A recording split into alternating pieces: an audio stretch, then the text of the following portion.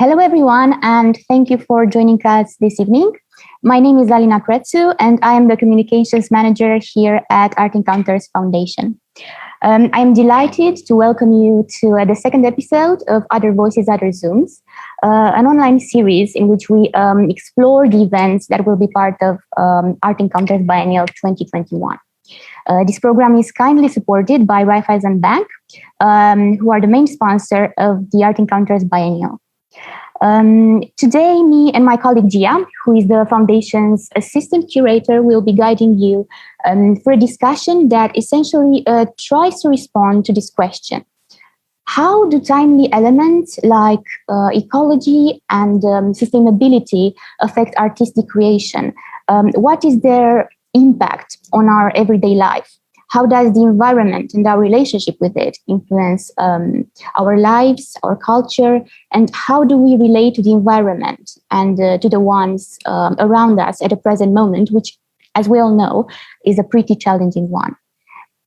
We will be exploring this in relation to How to Be Together, the exhibition curated by Kasia Redzisz as part of Art Encounters Biennial 2021. And we will hear from two of the invited artists, who are Suzanne Husky and Dobrava Borcala, about the works that they're preparing for this year's biennial. We will also chat with Alexandra Trofin, who is the coordinator of Beta Biennial, an event that shares several thematic threads with Art Encounters Biennial. I would therefore like to introduce our special guests. Kasia is senior curator at Tate Liverpool, my favorite museum, where she's responsible for the program and international collaborations. Prior to that, she worked at Tate Modern, where she curated a number of exhibitions. And between 2008 and 2015, she was director of Open Art Projects, an organization that is dedicated to innovative art commissions. You can actually watch Kasia's introduction to her exhibition as part of Art Encounters Biennial on our YouTube page. Suzanne is an artist who has a very profound, I would say visceral relation to the land, to the environment. She's very much interested in studying agricultural systems. Suzanne, after experiencing firsthand the consequences that the carelessness of humans can have on the environment, she decided to become a gardener and plant consultant for a landscape designer in California. And she used this to combine this with her art and to research the history of landscape, of agricultural technology, of land regeneration, and also of eco-spirituality. She makes films, she makes tapestries, ceramics, and she's also a creator of podcasts. Dobrava has an equally interesting background and story because she has always been really keen on combining artistic initiatives with social work while discovering the healing potential that art can have. In parallel to artistic education, she studied psychology, and she's very much interested in incorporating the memory of trauma through EMDR psychotherapy practice. Since 2015, she has focused on studying breathing and on exploring how the breath can be, discovered, associated with performance, visual arts, and in the context of therapy, and as a symbol itself. We will also be joined by Alexandra Trofin, who is the coordinator of Beta Biennial. After graduating from the Faculty of Architecture and Urbanism, Alexandra joined, she worked actually as an architect, both in local offices and abroad.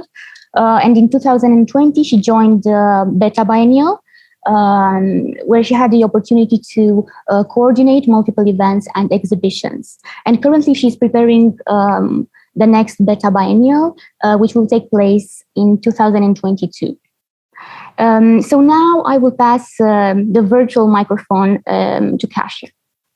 Thank you, Alina, for those thorough introductions, and to you and Gia for organizing this. It's great that Dobrava and Suzanne could join us from various very different time zones.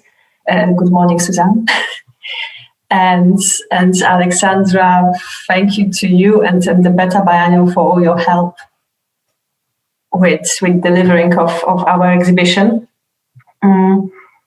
So Alina mentioned the title of the exhibition that I'm curating in frame of the biennial this year, How to Be Together. And that is a project which consists of two components.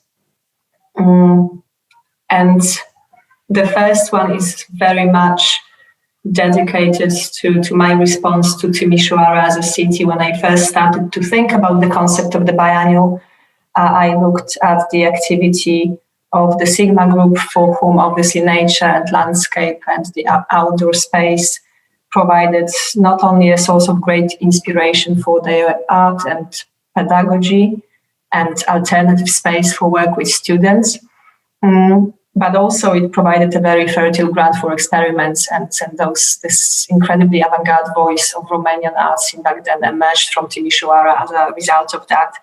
So in my thinking about the biennial, I started to think about this historical moment of the end of the 60s, 70s, early 80s, and our relationship to nature back then. And hence, one of the components of the show is a historical exhibition, which traces this relationship between artists and nature in that historical time. And that show is going to be presented at Art Encounters Foundation, and traces topics like, obviously, the experiment in nature, ecofeminisms, ecology, and climate emergency, and that consciousness of ecological disasters, for some reason in Eastern Europe, was quite strong in this historical moment. And there is a very beautiful section planned about the inspirations drawn from nature. And that show kind of encapsulates a series of topics, which I hope will be also traceable in the contemporary exhibition, which is still in the kind of defining mode, because as we're responding with the artist to certain topics, we're still trying to reconfigure this exhibition. And hence this meeting is quite exciting for me. It's probably the first one since November, when we did some introductions to Romanian artists, when two of fantastic artists who agreed to work with us this year are going to be in conversation. And as much as many practices of artists involved in the exhibitions are very different, they use different formal language or different aesthetics or different type of production.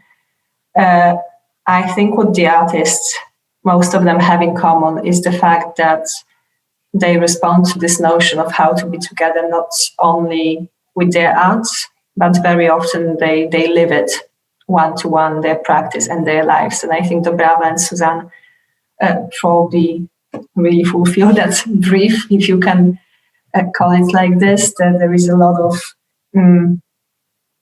sensitivity and consciousness about who we are and where we are and how we are together in our conversations. So yeah, I'm just really excited about hearing you two in action today.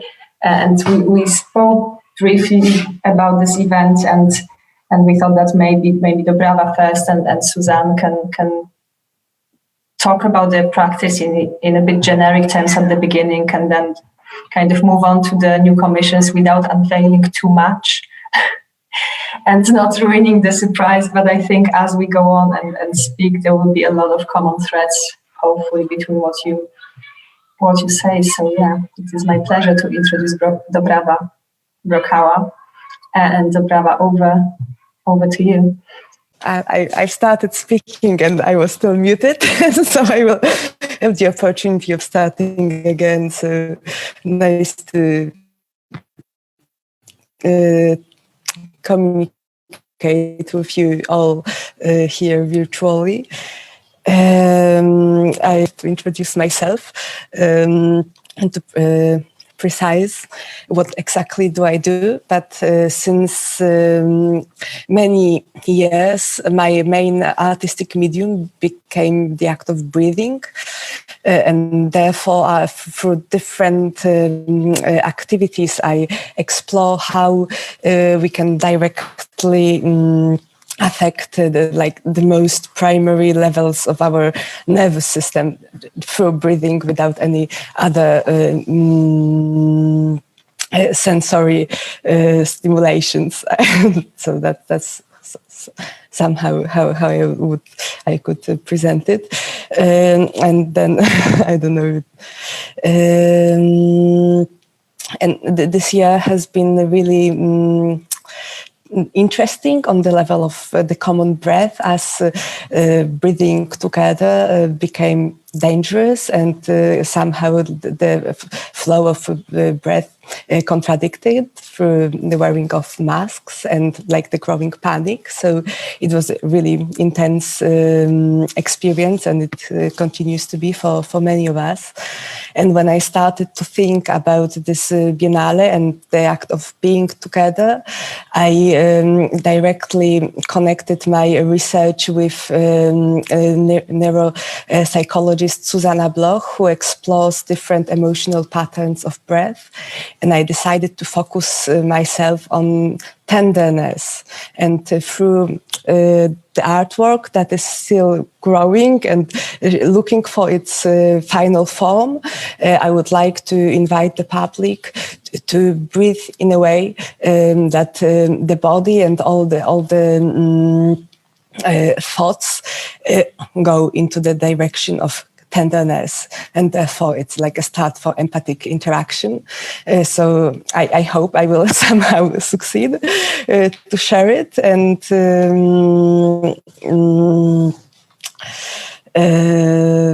what else to tell about it? Lately, I've been exploring a lot. Again, as in Poland, the restrictions are loosening. I have the opportunity since a few months to walk again with people, which hasn't been happening for over a year. And I'm really thrilled about the sensitivity that all the people I have the opportunity to meet have, and therefore it's like really a vivid field for research. So I hope I will be able to merge all of this artistic and therapeutic practices in the artwork that I will share on the Biennale. Yes. Can you tell us a bit more about how you occupy those two spaces, the space of healing and therapy, where you work with people quite closely, and the kind of art space and the gallery space, and are the kind of outcomes and processes similar? Well, the process is similar on some levels, but on some it's completely different ethics of work. Though the both practices, they nourish themselves, because the air that pervades everything, that all the ecosystems connect through the air and through the act of breathing, that's like the main approach that fascinates me with breathing, and that's the one that is the most constricted recently with all that is happening. And in therapy, my biggest aim is to teach people this tool that breath provides to regulate the nervous system, and really easily, just with the flow of air through the nose, control what is happening and not become overwhelmed by the intensity and overstimulation of our lifestyles and the stress and the panic that are more and more present. So the panic attacks actually were one of the main reasons why I started to interest myself in breathing in the therapeutic zone. And then as an artist, mainly a visual artist for most of my early practices, I was kind of looking for ways to create experiences and that are ephemeric and do not involve creating more objects and more artifacts that are already ever present. And then when breath became so fascinated to me, I just decided to start finding a way how to bring breath as an art practice. And there are like many different ways that I try to do it. First approach was to create a breathing alphabet that can visually, though not verbally, guide through all the breathing practices that have been elaborated since in different cultures since ages, and that are not that widespread, not really useful. And then this brought me to more a direct way of acting with interacting with people through breathing symphony workshops and performances. So I formed a breathing choir, experimental breathing choir, and I was looking how to really search together how to for this common breath, how this inner breath translates into the common atmosphere of breathing. And that was like a couple of years of research, and now comes the time to find different ways, not that do not involve like direct presence, because it is more constricted.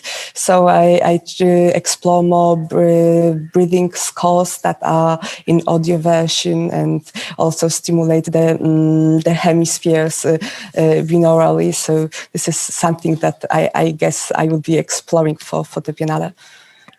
Yes. I must say that all the samples that you sent me are providing actively the soundtrack for my work. On this biennial, what I really like about them and the conversations that we're having is actually that it's so far away from a sound installation, which I think at the very beginning was my very superficial perception of that work.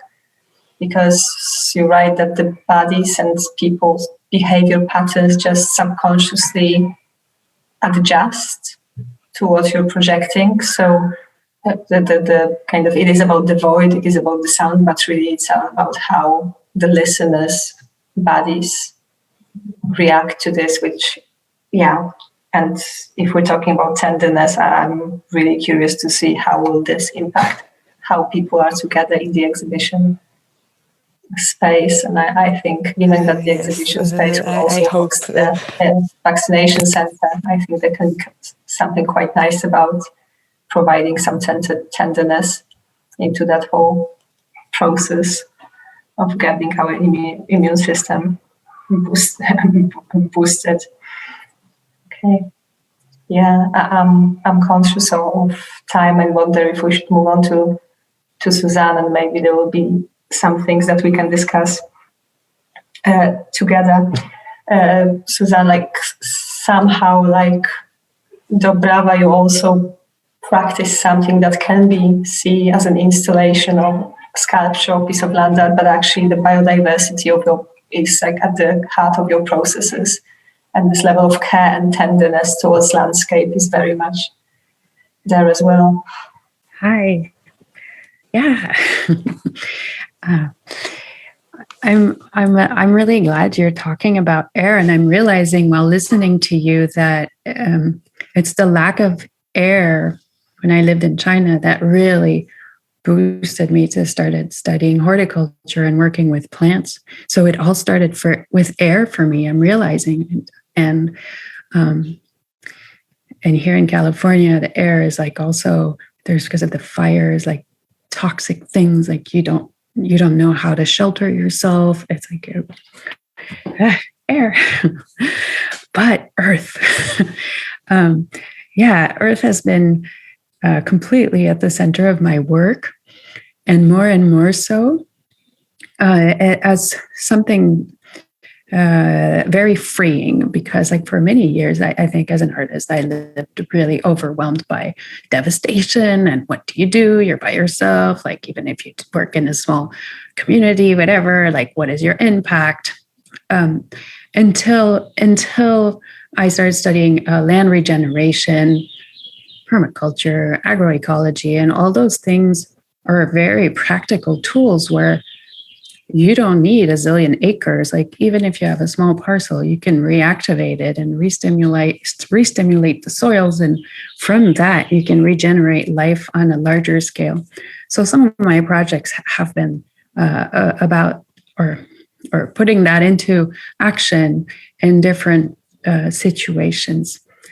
More recently, I've been working with voice, which is a form of air sculpting, which is new to me.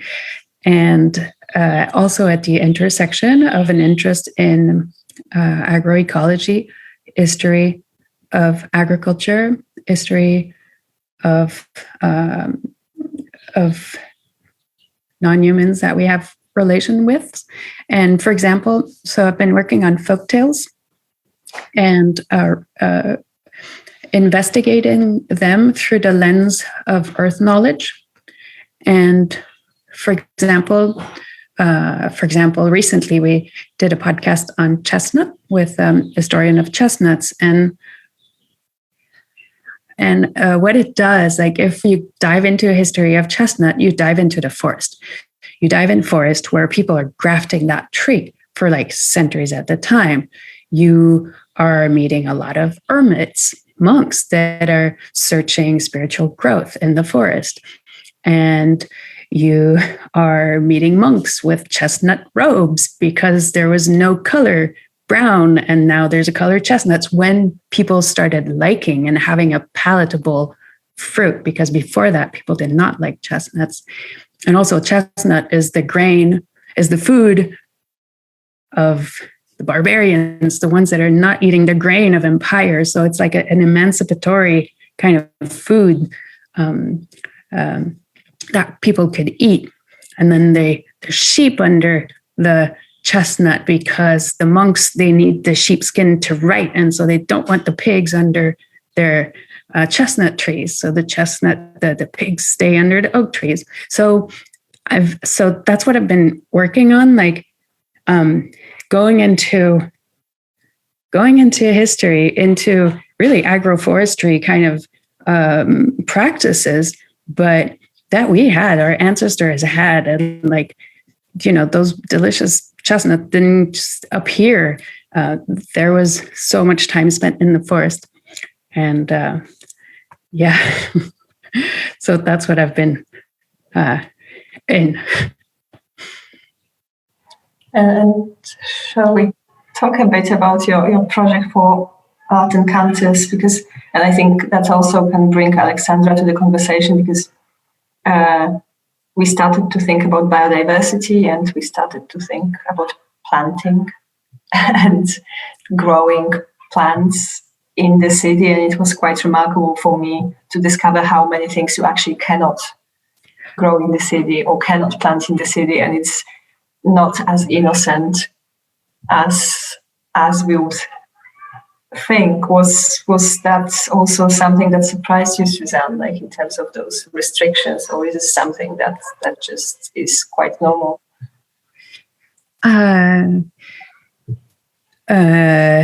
Well, I would say the most brutal restriction, which is not particular to Romania, is that the fact that it's not allowed to grow fruit trees, which means you're not allowed to have your food independence, which I live in a town where I had friends that did a lot of guerrilla grafting. And I was like, is this normal? She's like, yeah, there are people that hate us for doing what we do. So no, it's nothing specific to Romania. And so that was not a surprise, although it is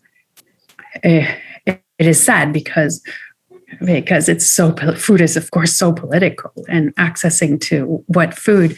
And I guess the project for me started with an interview with a journalist who specialized in agriculture in Romania. And that was really eye-opening. Like for an hour and a half, we talked and kind of did a survey of the situation in agriculture, because my mind was caught by the fact that in France, I'm half French, in France, people are eating apples from Romania. And in Romania, people are eating apples from Poland. and so we did a little film that is basically a portrait of what's going on now. And I wanted to know, is there agroforestry implemented? What are things moving? And I was very surprised, and I'll just mention it a little bit because I think it's very important. In the scale of Europe, the country that has the biggest farms is Romania. And those big farms do not belong to Romanians. They belong to foreign investment. They belong to Dubai folks, German folks, like Italians. People are coming, investing, and feeding the rest of Europe. And mention like customized giant tractors with the name of the farmer. We're talking really big tractors, really, really big tractors, and really, really big farms, like 50,000 acres, I think was the biggest farm in Romania. And yeah, getting a sense of where we're going, of course, as a foreign artist to Romania. And the idea was like create a sanctuary for migratory species, because even with a little space, if you put the right plants, like if migrating butterfly or bird might find its food, and that will help. But things shifted, and now we are on the idea of a project called a pharmacy that will be a small space dedicated to medicinal plants for enabling perpetuation of self-medication with herbs and plants. That was long, I'm sorry. No, it's I would say that's like, a long story made it short. The amount that I learned about your approach to plants, it was a great exercise for me. What I wanted to say is that I really, this event was planned, tonight was planned relatively recently, and then when I started to think about this pairing of you two, even though your practices are so very different, there is this idea of art being very useful for our daily lives, and I just wonder how this garden, this sanctuary of plants that can heal us or help us are medicinal. How that memory of working with plants this way is present in Romania, and that I don't have a sense of, because where I'm from, and it's Poland, it's also in Eastern Europe, you live with that all your life. Probably less so now, I don't know how children are raised these days, but you have this rough knowledge of which plant is good for your hurt knee, and we all had hurt knees all the time when we were children. And I remember when I first moved to the UK and suggested to the doctor that I would put some chamomile. It's like with the eye of my 1-month-old daughter. They completely freaked out. It was this moment of you can do it if you want to respect that. But the real deal would be to put some soap into water and use that. To which was putting soap into the eyes. It's something that I wouldn't really think of before. So I just wonder, what do you think? It's probably Gia, Alina, Alexandra, where do you think Romania and Timișoara sit on that spectrum? If that tradition is still kind of part of the common urban life, because I grew up in a city, so it wasn't restricted to more rural areas. But how do you think? Is that something that we're revitalizing or just making stronger? What do you think that would be?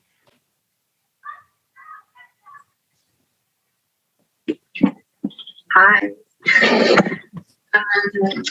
Well, just to answer your question, I think it depends a lot. I mean, I live in a flat in Timișoara, so but I just planted some plants on my balcony. But I'm not sure that everyone have the possibility to do this. So if we have the capacity, the ability to create some neighborhood, small, common urban spaces for the whole neighborhood, I think it might work.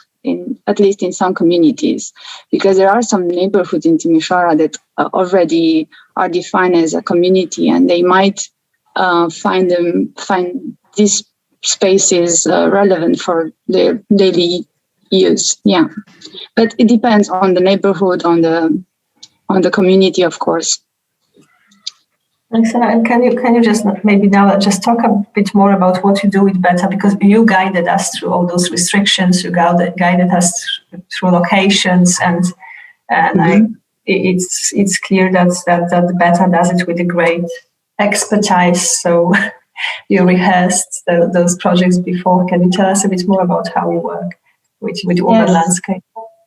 Yes, of course. Well, first of all, just to remind everybody what Beta is, it is the Architecture Biennial of Timișoara, which is a strategic partner of Art Encounters. We work every other year, and for each edition, either of Beta or of Art Encounters, we usually have some common events together.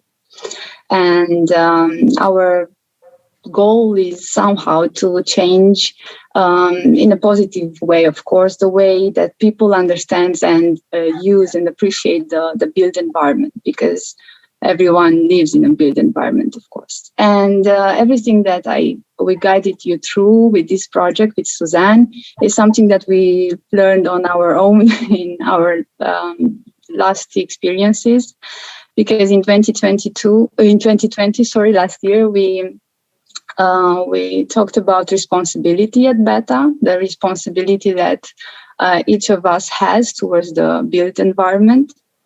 And this was a general theme that was found in every activity that we had, but especially in our main exhibition, which was Enough is Enough, an exhibition that brought a set of suggestions, let's say, of how to live and how to build with care for the other, with care for what we already have, not to demolish, but maybe to rebuild, to reuse, to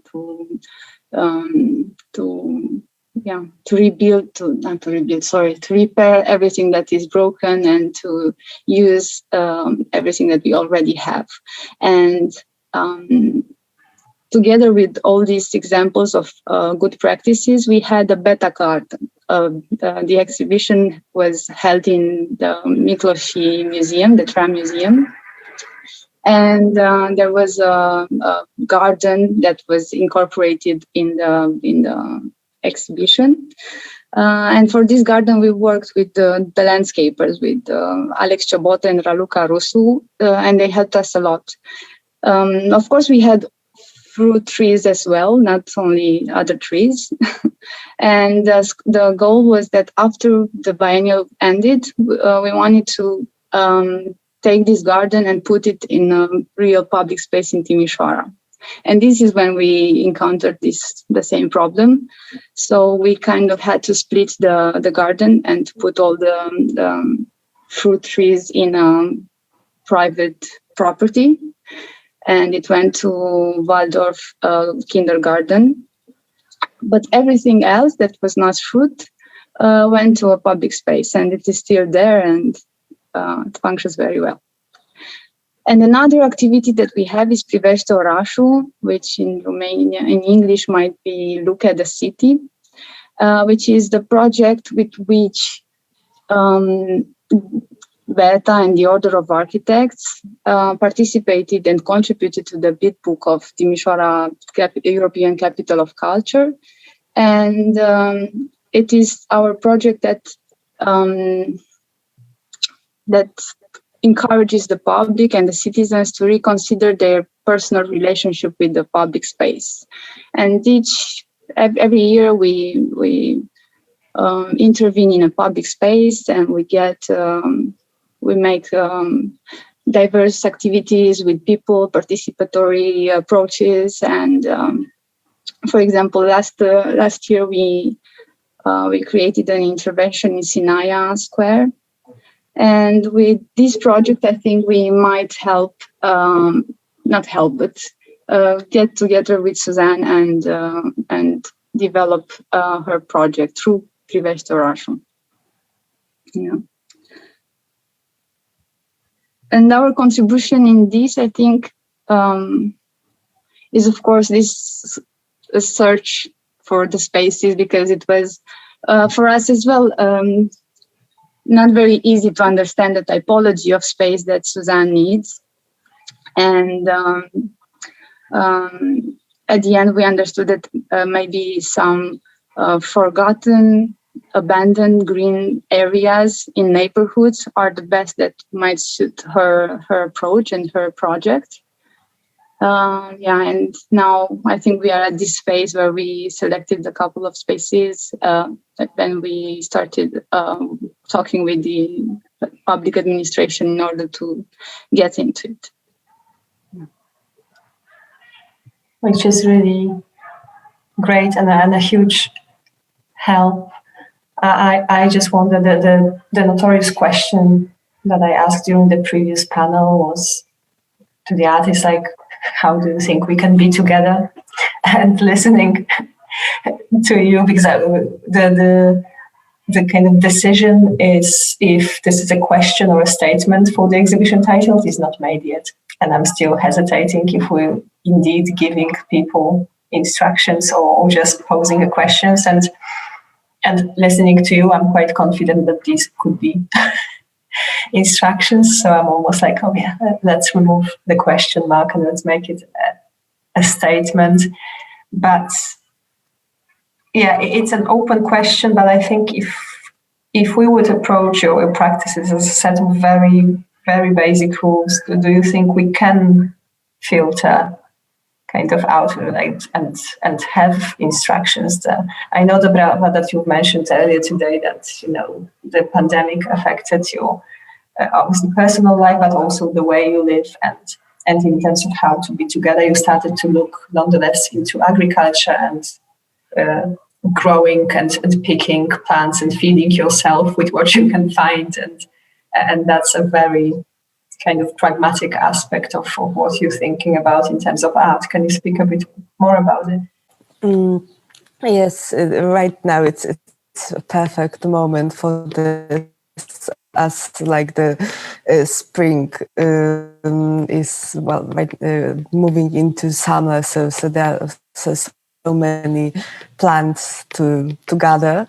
This is the challenge in this climate that the winter, you mostly from what you have gathered, prepared during the seasons before. So I'm really glad about this season right now. I live in the forest since over a year, since the pandemic started. So what you've talked about, Suzanne, really appealed to me deeply. And I've been discovering the properties and learning to differentiate the really variety of plants that are around.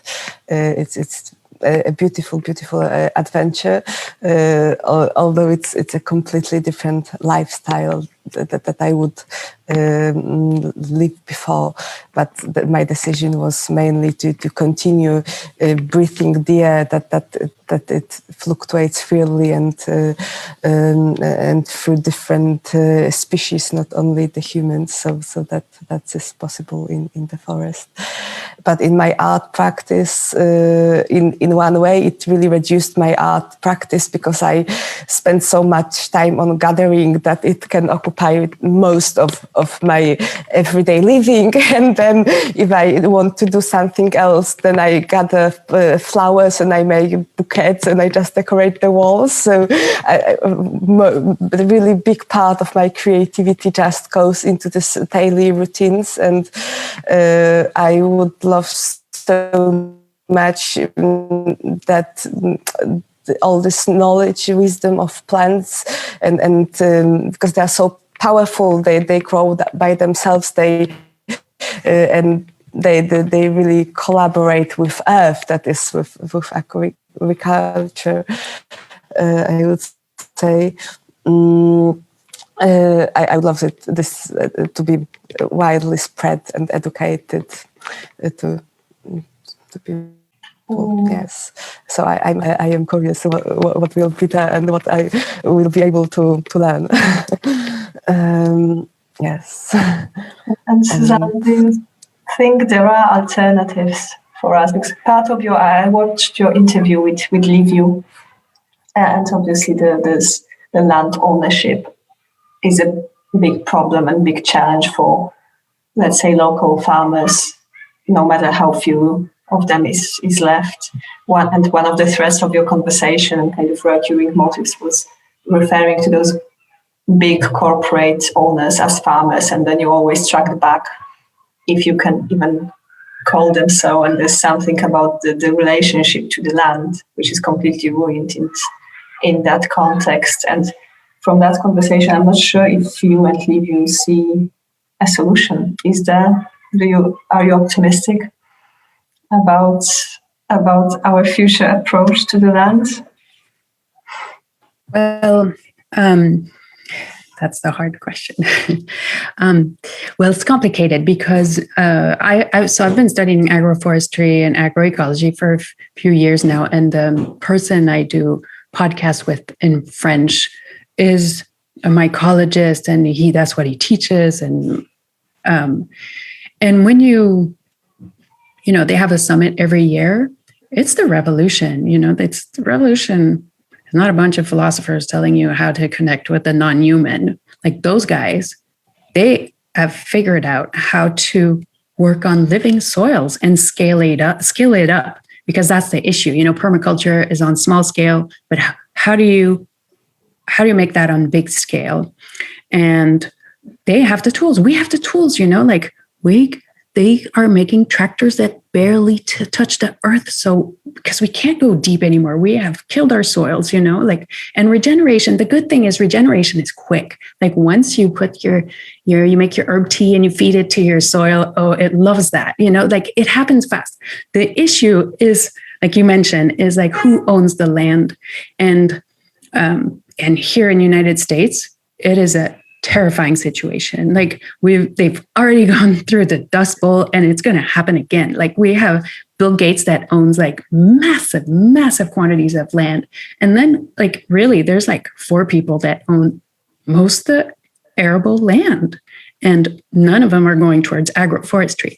Just to be clear of what agroecology is, how you see those giant fields with no hedges and no trees?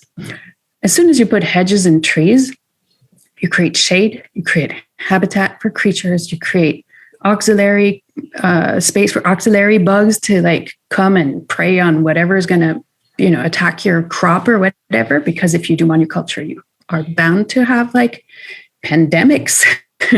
Pandemics and monoculture go together. And so that's what agroecology is. It's like mixing all the species. And so I feel very hopeful because we do have all the tools. And I know that in France, like people, like we have 10 years, like in the 10 coming years, land is changing hands. Old farmers are going away. And so they're retiring. So the land is changing hands. And so we have 10 years to either we buy the land and we protect it, either KFC buys the land and like chicken farms it or pig farms it or whatever. So I very much feel like that's a battle of our generation, is like getting hold of the land to protect it, sanctuarize it. I mean, I'm not a property advocate, but I feel like that's our only tool. So yes and no. Do you think that art has role in it? Because obviously we're meeting here because of art and a biennial, which can be a medium or a platform. Not my favorite words. Do you think? I really do believe in art.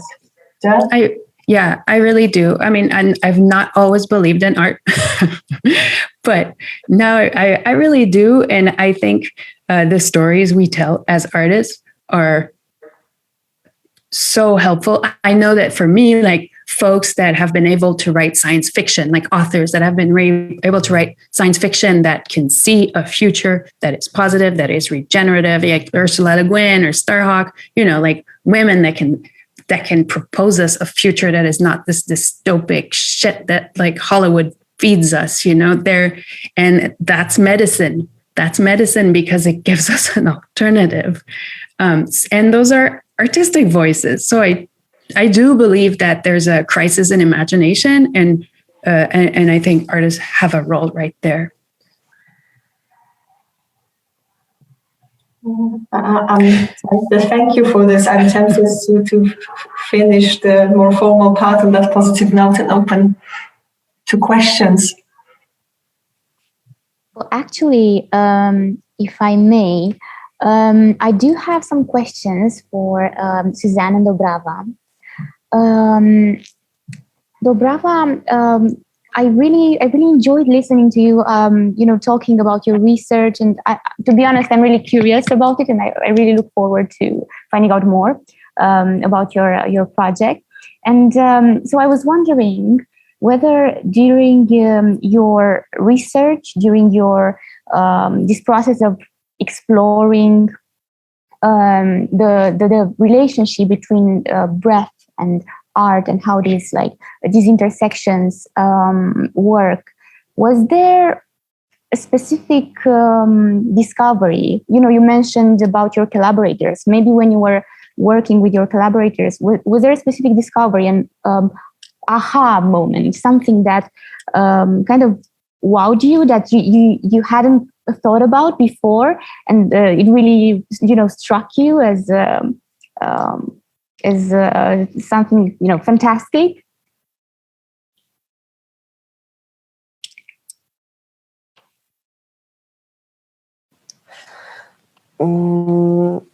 There were many, yes, as breath has one really brilliant aspect, that it can bring your body completely high. So with just breathing, you can make yourself feel so just about everything, just from inwards, and this capability to kind of guide more or less your inner state.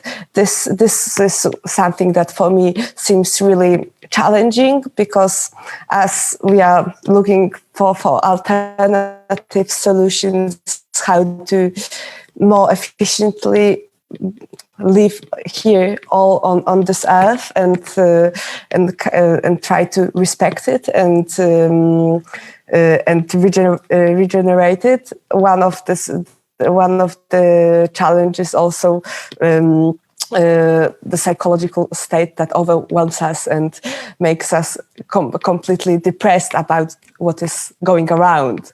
So this possibility of just through breath, at least accepting the way you feel from inwards, this for me seems something that has this thrill. And also, there was for my imagination a big moment when I was reading about the evolution of the atmosphere of atmospheres, and to realize that some of the particles that we are breathing are still present here from the Big Bang, if that's what is the version of reality. That for me seems fascinating to realize that what goes through our body, through our intimacy, is life on Earth and to the people around us directly during the moment. And sometimes this is also the most scary thing, when you realize what you breathe. And that's completely another complex topic. Yes. Thank you so much. I also have a question for Suzanne, because I know that your experience in China determined you, Suzanne, to kind of delve into environmental issues more. I was wondering, was there a specific person or a mentor, maybe during your studies, that inspired you to focus more on issues related to the environment or to agriculture?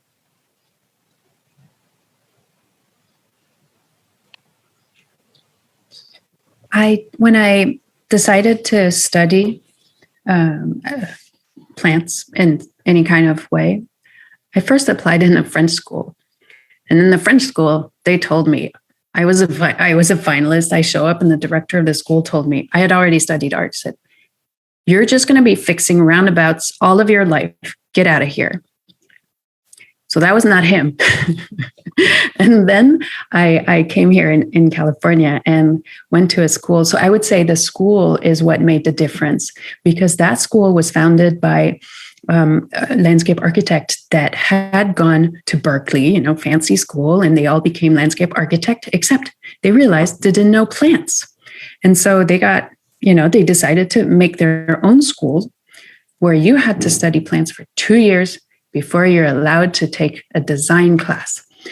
And that was amazing, because you had to not only learn the plants, and knowing the plants in California is key, because we have 3 months of rain. You cannot plant the wrong plant at the wrong place. It will die. It's just like not a thing. Like plants are sensitive to pollution, to sun, to, to everything. So that school changed my life.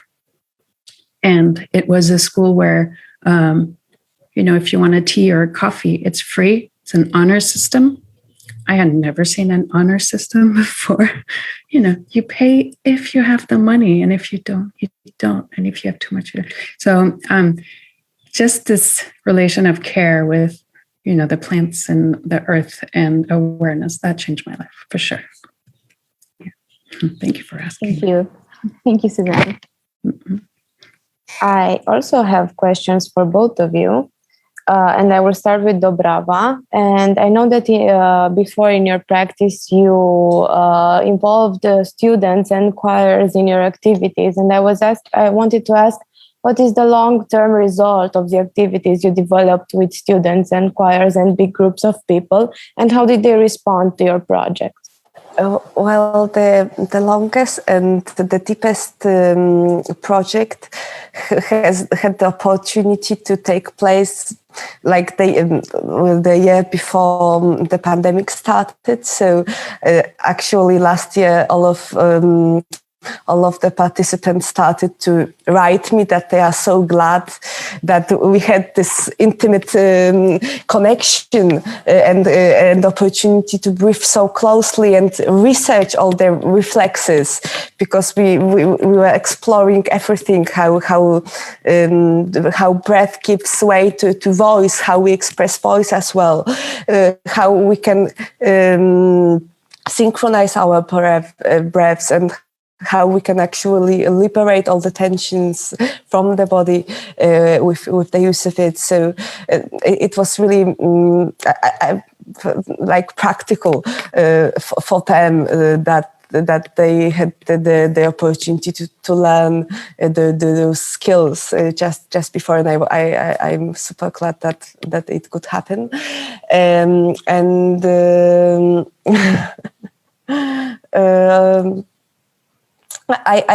it's like a continuous process, and it's about learning how to trust, how to create settings in time for people to feel trust and safety going into my project. That is something without any specific goal, just a research that pushes a bit the boundaries of sensibility. So I'm always really thankful for the trust that people bring, and the openness for just exploring something that is so close to all of us. Yes, and it's continuous. It never ends. Like every other project, I go a bit deeper, a bit wider, and each person brings something new to the project as well. Sounds great. Yes. And I have another question, and I would like to ask Suzanne and Alexandra to both answer to this question. Regarding Suzanne's work in the biennial, how do you think the local communities can continue developing these kind of sustainable projects or initiatives or wherever, not only in Timișoara, but wherever there are these kind of initiatives? And also, what is something that might help engaging the public more in these initiatives? And I would like to hear both of your perspectives. Do you want to start, Alexandra? Okay, I'll start. How can we replicate the project, and how can we make it long-term? That's the core issues. How can we make it? I think we're really going to have to find a group of initial stewards for the garden, and I would target women over 45. Women that are going to harvest and make the herb tea, and women that are going to enjoy the roses, and women that are going to prune the roses, et cetera, et cetera. That's how I would carry it if I came. That's the whole issue with this particular biennale. It's been so complicated because of this pandemic. And how can it be replicated? It's happening all over, especially because of this pandemic. People are asking their towns, like, we want some land, and we need to be outside, and we need to grow our own food, and we need food sovereignty, and we need medicinal sovereignty. I think it's happening. Alexandra? Yes, and it happens in a lot of neighborhoods. If you go inside communities, you will find that there is a person or a group of persons that already take care of a little bit of garden, of a little piece of earth that they think they own in the front of their block. And about, to answer the second question about the long term, I think this might work if we get them to participate in the making of. So if they get involved since the beginning and they feel some appropriation to the project, they will get personal to it, and they will feel that they need to take care of it. And yeah, so. But we need to find, as Suzanne said, some initiators, some civic groups that already do this. And there are already some people like that in Timișoara. I would also like to join the over 45 group of women. So yeah, Thank you. Sorry, I was doing ageism. It's terrible. Well, thank you all for joining. Thank you for answering our questions. Personally, this discussion has really inspired me, and I very much look forward to the biennial, even more than I did before. So thank you everyone for joining us this evening. To the audience who have listened to us, thank you for joining. We look forward to seeing you in another episode of Other Voices, Other Zooms. And of course, we look forward to seeing you on the 1st of October when the Art Encounters Biennial opens this year. Thank you. Have a lovely evening. Have a great sunny weekend, and see you later. Thank you. Thank you very much. That was really pleasant.